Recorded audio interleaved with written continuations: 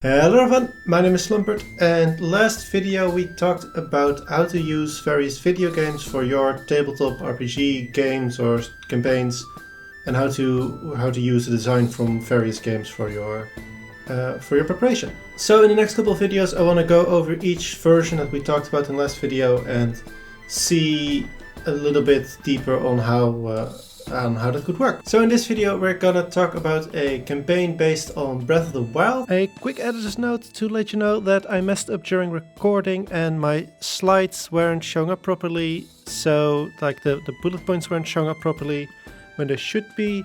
So instead I just put the entire slide for the whole time now.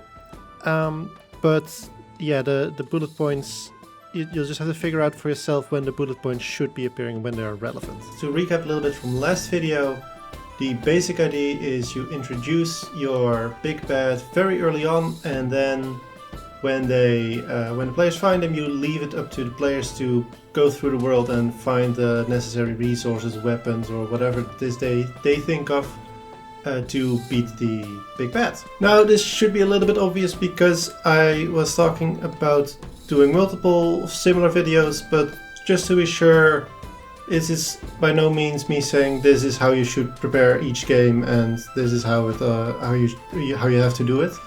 This is just some ideas that I think can be useful, and I hope they'll be useful for you guys too. First off, let's talk a little bit about the opposite of last video and talk about some things that I wouldn't copy from Breath of the Wild. Mainly two things. One of them is Ganon, specifically himself. Like the idea of how Ganon is introduced, I think is great, but Ganon himself just kind of like sits in his castle and doesn't do much like until you're ready to attack him. So I think for a tabletop RPG that's a little bit less, though you also obviously don't want the big bad to just immediately storm out of their castle, kick the player's ass, and then continue with what they were doing. But I do think it is important that the DM at least, the big bad in some way at least reacts to the players. That's also important for the DM, but we're talking about the big bad here. So we need a way for our big bad to, on one end, react to their players, but on the other, not immediately get out of their castle and 1v1 them. So I think I can think of roughly two ways to do that. First up, kind of similar to Breath of the Wild, we can have our big bad work on something in their lair. Maybe it's a magical ritual, maybe it's they're planning, I don't know, they're making an army or whatever. Something along those lines at least. That at least, of course, changes the problem of the big bad not leaving their castle. But it doesn't answer how does it keep the pressure on the players or let it react to the players. And I think what you could do is imply at the very least that there's a time limit. Like the big bad is doing this magic ritual and it finishes within a month.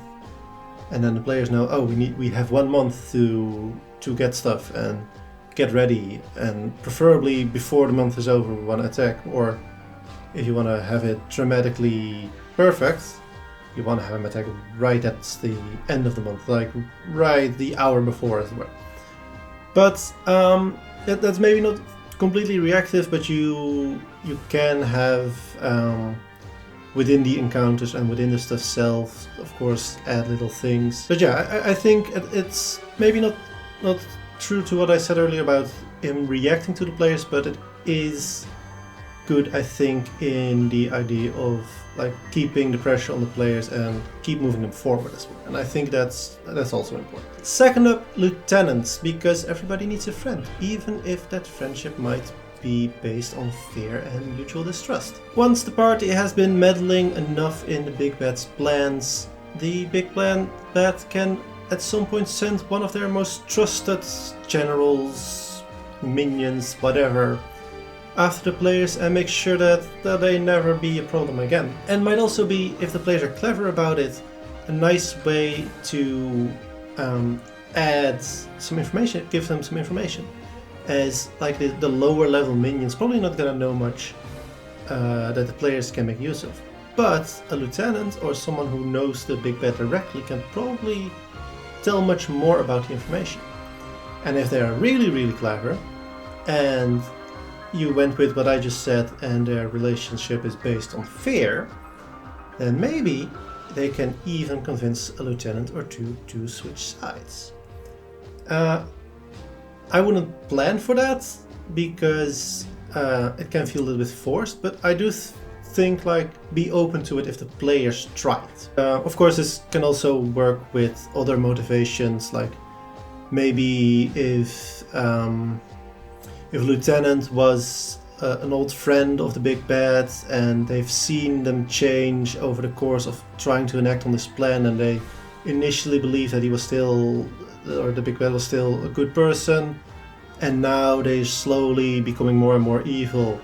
A person like that might also be convinced to join. I think if you think a little bit about the motivations for these lieutenants, then you're ready, as it were, if the players try to convince them, and I think they can be a lot of fun. But like I said, I wouldn't plan for that, because in my experience at least, players tend to immediately kill the lieutenant that you wanted them to save, and they immediately will adopt the one that kicks puppies for a hobby. Another thing I would change from Breath of the Wild, though, this is, to be honest, more of a personal opinion of mine. I don't really like the chosen one archetypes in tabletop RPGs, because especially when it comes from the DM, it comes with this idea of this is how you should be acting, or this is what you should be doing. And though we of course always, there's a little bit of that always, because the DM puts a lot of effort into making a whole adventure, so as players it would be a little bit rude to just ignore that and do your own thing. Though then at the same rate as DM, you should also be able to let the players find their own adventure and do what they want to do. But with this chosen one archetype, I feel like that doesn't go well with that idea of letting the players there go their own way. A little bit of an exception though is if the players come up with the idea themselves of, oh, I want to be a chosen one of this god and do their bidding, whatever. That's great, of course, but that's them choosing for their character to behave in a certain way, and not the DM saying, hey, the party is gonna do this or that or whatever.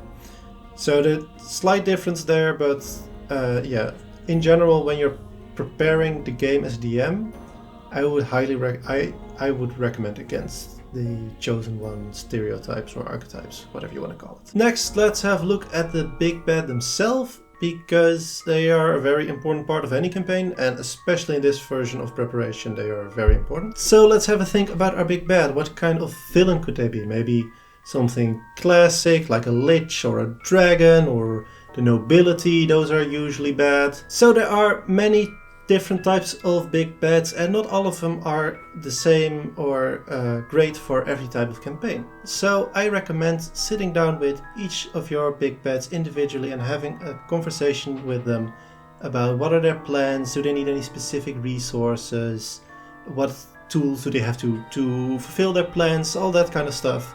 And that might be a little bit awkward of a conversation to have, but it is important that you know this too, so you know where you can best put them. Now, before you start asking them these questions, make sure to let them know they can set their own goals. They don't need to be for this campaign.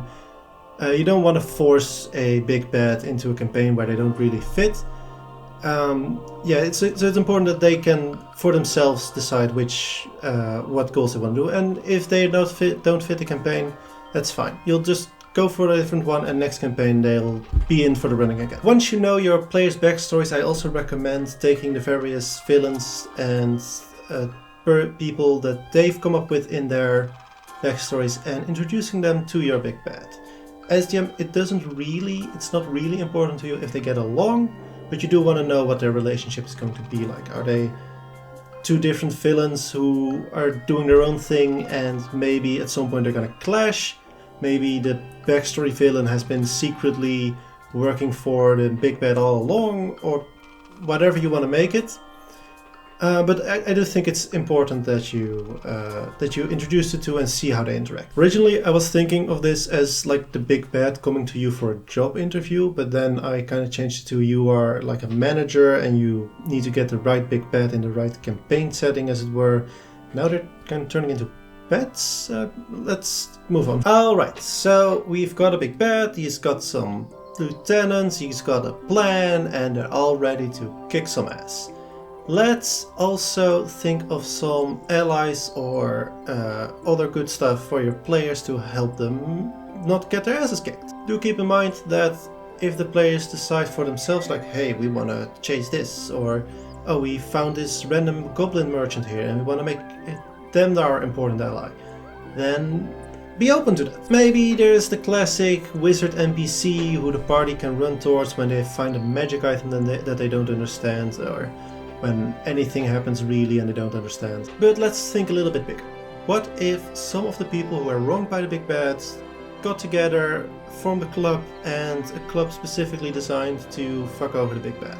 They don't really know what the big bad might be doing, probably, but they know that they don't like it, and they know that the big bad is violent and scary. Maybe there could be an organization that in general just is against the plan and not against the doesn't care necessarily about the big bad, but let's say the big bad's big plan is to I don't know, summon a meteorite that contains something that's presumably good for the big bad and bad for everybody else. And maybe there's an organization that already knows about this meteorite and knows that they wanna like send it away or make sure it doesn't hit the planet. But meanwhile, the big bad is trying to like get this meteorite to hit the planet.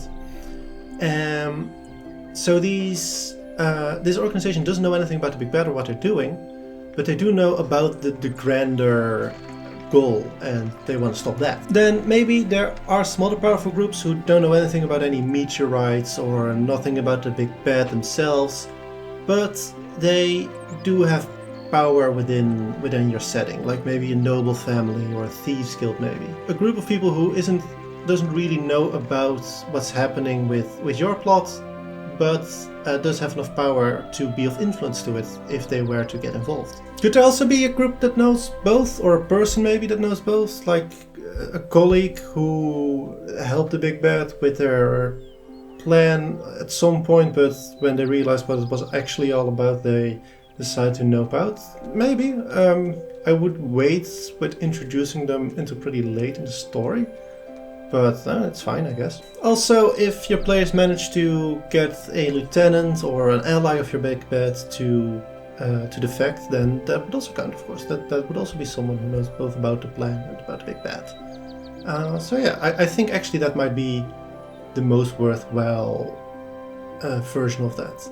Like the previous version, what I said about like a colleague or something, maybe if you like rescue them from somewhere, that could work well as like a quest. Oh hey, this professor knows what's happening, and but he's being held captive by whatever. Or if you get a lieutenant and they defect, then you can get them on your side. And I think that's I guess that's what I mean. It's not necessary that they're introduced later, but I do think it's good to have it take some work to get them. But how will these groups help? Well, that depends a lot on your big bad and on your setting and on your players themselves. So I can't really help you with that. It's all up to you. But one thing that I think all adventuring parties want is loot. Magic items specifically. I tend to forget about them until I'm like way deep into the campaign. But it can be very useful to think about them beforehand, especially if you want like some cool artifact to play a large part in your plot. If you go for some magic plot device or magic item or artifact or whatever, I wouldn't make it super powerful or useful for the players outside of the plot. Not necessarily useless, but like they need to be more relevant to the plot than they are useful to the players, so to speak. Or you can just copy Matt Mercer and make a set of items, you call them the Vestiges of Conformity, and call it a day. Now, though I am a big fan of these like ancient artifacts of super powerful magic items, they aren't technically a Matt Mercer original, and now that I think about it, the thing that I'm now actually going to talk about is probably also not a Matt Mercer original, but that's why I'm going to stop thinking now. The thing I want you to copy from Matt Mercer or Critical Role, I mean, are the prime tremels Vox Machina used in the end of Season 1 to seal away Vecna. Honestly, I think they're kind of a perfect example of like a plot-relevant artifact. They weren't very usable outside of their specific purpose. Actually, that's also an important part. They inspired teamwork because they needed multiple chances at getting these things to work. And they have a very clear, sort of defined use, and I think they're a very good example. Let's get back to the vestiges of conformity, because they are very relevant to the plot. Or actually, they're not very relevant for the plot, they are very relevant for the adventure, and that's much more important. For the couple of you who might not know, the vestiges of divergence, are they really called, are a set of very powerful artifacts or magic items that are there in the lore of Critical Role. Now obviously these are very campaign or lore specific, so I can't really tell you how or what to make, but I do think there are a couple things you can think about when you are making them or designing them. In short, you come up with a couple of very powerful magic items and preferably try to come up with a couple that will be likely relevant for the party you're DMing, so they have a good reason. Like if you have a group of like all martial characters, like if a barbarian, a fighter, a rogue, and a ranger, then magic wands and staffs might not be like what they're interested in for super powerful magic items. So keep that in mind a little bit. But once you have some items, you come up with a bit of lore as to why they were created. If you want to be really fancy, how they were created, and then you start thinking about, okay, what happened to them? Like where are they now?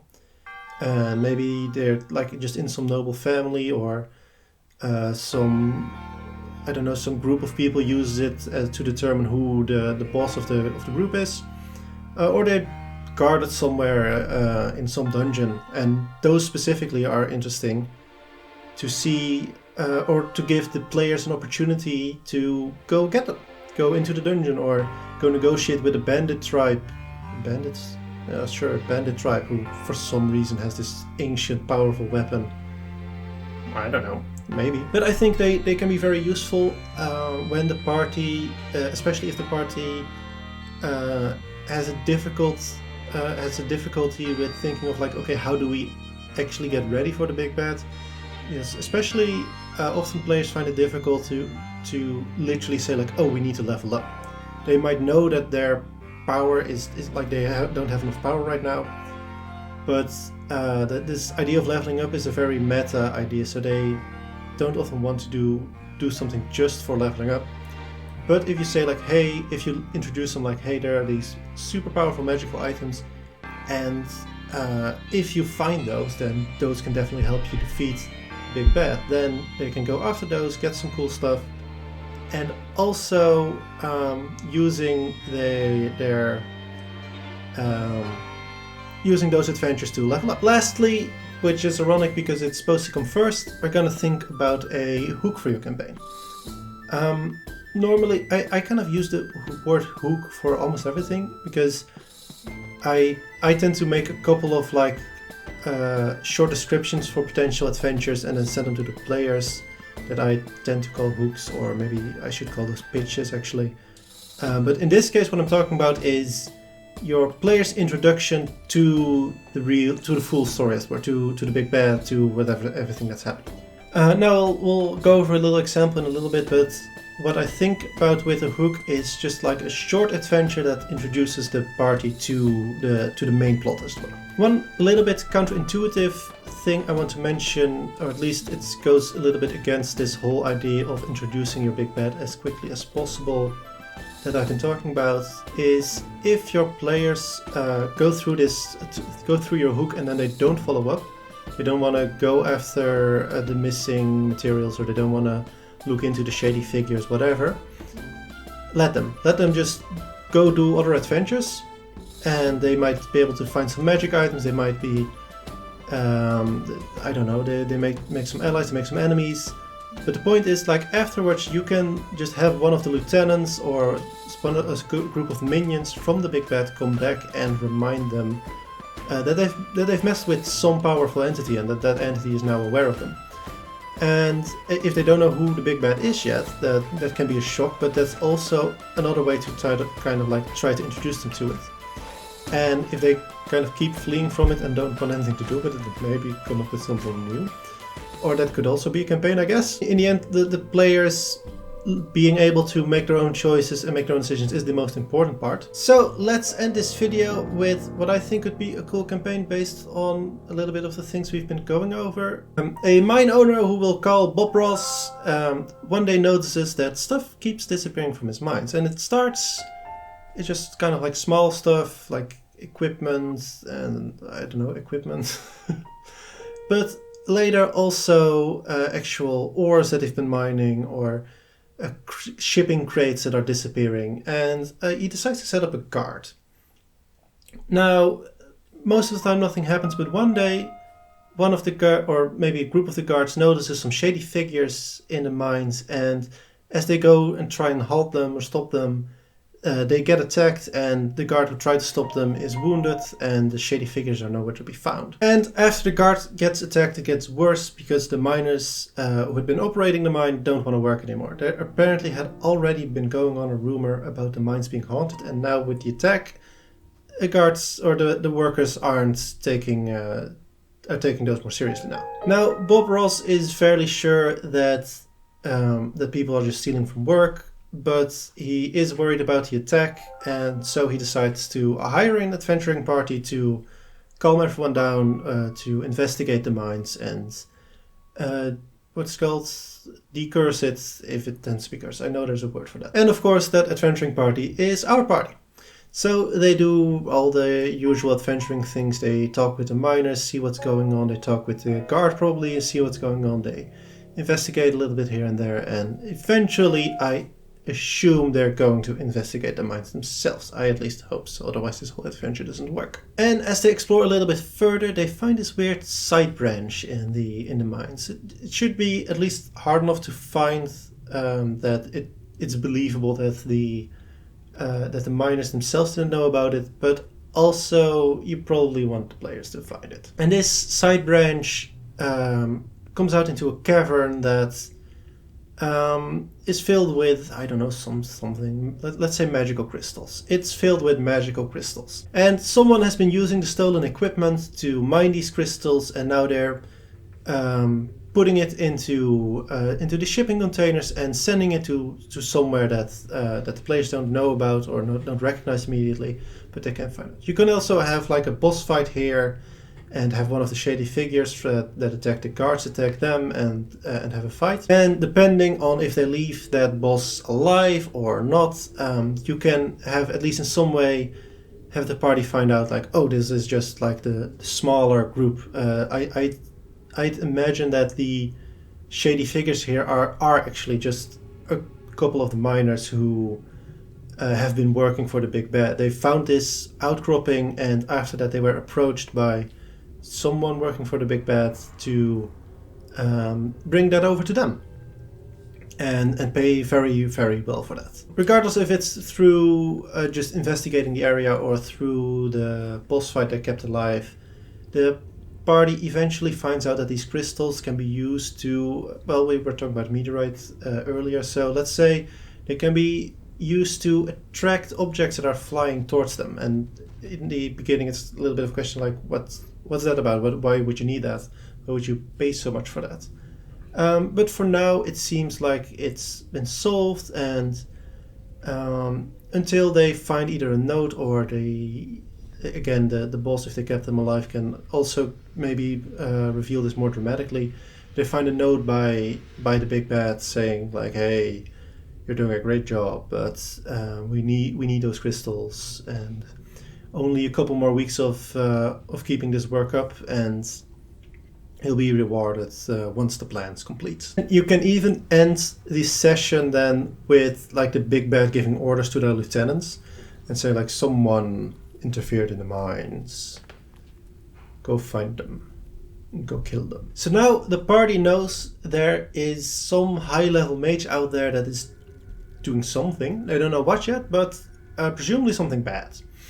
And especially if you've done like a scene in between the players, then also know that they're actually being chased themselves right now. Though as the party in character, they don't know that, of course. And you can kind of like create this cat and mouse game where the players need to try and find the big bad before the lieutenant of the big bad finds them, or before they manage to finish their ritual, which I think would be a lot of fun. But as I said, it's not really the same concept as what I was talking about. But generally, like, that would be a cool campaign, I think, if like the big bad is maybe powerful, or powerful in some ways, but not like powerful in combat as well. Like maybe a strategist, like planning to take over the world through various military actions, and it becomes a job of the party to find them before like their very dangerous or powerful allies find the party. Anyway, before I start rambling too much, and my computer is almost dead right now. Anyway, I'm starting rambling again. Thank you for watching. Let me know what you thought.